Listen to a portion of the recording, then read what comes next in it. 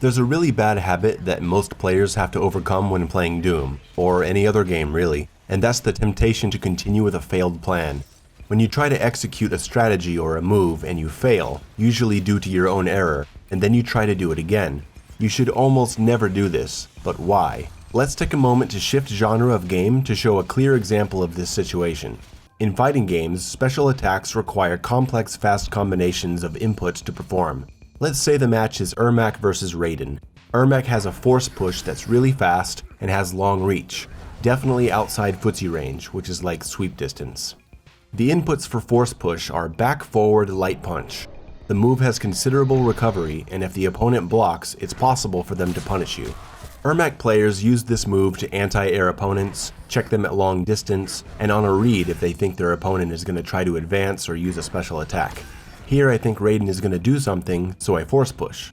Now I could have been wrong, maybe he would have blocked, or maybe he was trying to come in and the force push would hit him. But sometimes in those moments of slippery fingers, the move doesn't come out, either due to sloppy inputs or pressing the buttons too slowly. Whatever the reason, and instead of force push, we can kinda get a stumbling back and forth and then a light punch. This is where the problem comes in. If you're playing a fighting game and you try to do a special move and fail, frustration takes over and you think, damn it, no, and immediately repeat the input to get the attack you originally wanted. In casual play, it's fine.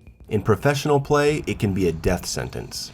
During the fight, the factors are always changing, second to second. And now, after the failed force push, most of those factors aren't the same anymore. Your opponent may have moved. There may be a projectile coming at you now. They may be in the middle of a teleport. And instead of accepting your failure and moving on to act appropriately to the now changed situation, you're standing there stubbornly trying to perform this move.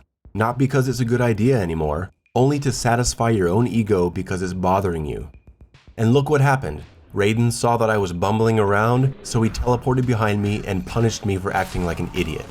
Getting back to Doom Eternal, you're always trying to do something that you think is going to work in that moment, more so than in 2016. You have to think more second to second about your opponent's abilities and position, kinda like a fighting game. The Marauder straight up feels like a fighting game opponent, and I think that's why I like him so much.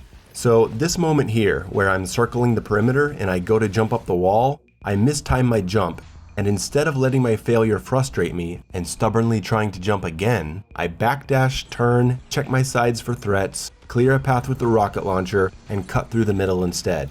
This is exactly what I'm talking about. If you're trying to meat hook someone and you don't get the lock on, don't just stand there trying to do it. Change the plan to a double jump air dash and cover your back with a rocket. If you targeted a Mancubus cannon with the precision shot and missed, don't keep trying to hit it because everyone else is on their way to kill you. Change the plan, don't give in to the frustration. I hope this video has been helpful. If you're enjoying the content on this channel, please subscribe, there's a lot more to come, and I'll see you in the next video where we'll be discussing... Actually, I don't know what my next topic is yet, we'll see. Bye everybody.